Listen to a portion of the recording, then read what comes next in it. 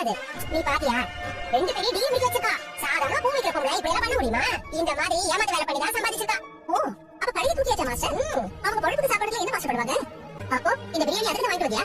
ஆமா, வீட்லயே செஞ்சு சாப்பிடலாம்னு நினைச்சேன். அதான் வீட்லயே எல்லாரும் மீன் எடுத்து வரைஞ்சு கட்டிட்டு நிப்பாங்க. அதான் நாம சாப்பிடலாம்னு வரும்போதே வாங்கிட்டு வந்தேன். இந்தா நீ சாப்பிடு. எனக்கு வேண்டாம். ஏன்? உனக்கு தான் பிரியாணி பிடிக்குமே. பிடிக்கும் தான். ஆனா யாருக்காவது நல்லது நடந்தா அதை கொண்டாடுறதுக்கு இதை சாப்பிடலாம். ஒருத்தங்க கஷ்டத்துல இருக்கும்போது அதுக்காக சாப்பிடுறது தப்பு. அது எனக்கு வரவே வராது. உனக்கு வேண்டாம் போ, உனக்கு கொடுத்து வைக்கல. சிந்தாமணி, நீங்க சாப்பிடுவீங்கல்ல, நீங்க சந்தோஷமா இருக்கும்போது அதை நான் பகிர்ந்து மாட்டேன் மாஸ்டர். கண்டிப்பா சாப்பிடுங்க மாஸ்டர்.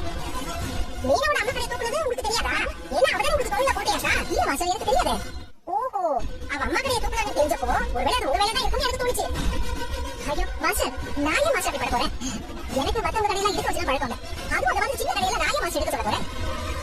அதுவும் சரிதான். அவ அம்மா கடையை எடுக்கிறதுல உங்களுக்கு என்ன லாபம் வரப்போகுது? அதுவும் இல்லாம அவ வேலையை தடுக்கணும்னா மீனா ஓட்டிட்டு அவ வண்டியை தானே தூக்கணும். அந்த வண்டியை ஓட்டிட்டு தானே அங்கங்க பூ கொடுத்து சம்பாதிக்கிறா. நீங்க சாப்பிடுங்க. ஆஹா, இவனுக்கு தோணாம போச்சு.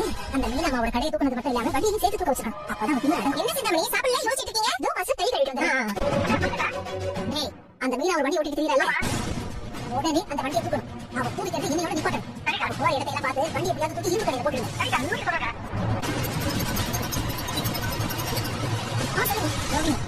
நான் உனக்கு கொடுத்த வார்த்தையை காப்பாத்திட்டேன். நீ சொன்ன மாதிரி அந்த மீனாவோட அம்மா கடையை தூக்க வச்சிட்டேன். தெரியும்?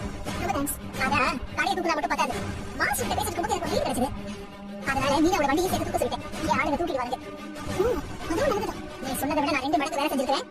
அப்போ நீ சொன்ன மாதிரி அந்த டெக்கரேஷன் ஆர்டர் உங்களுக்கு தான் வரும். நான் உங்களுக்கு ஃபோன் பண்ணி சொல்லிட்டேன். உங்களுக்கு கால் பண்ணுவாங்க. ரொம்ப சந்தோஷம்.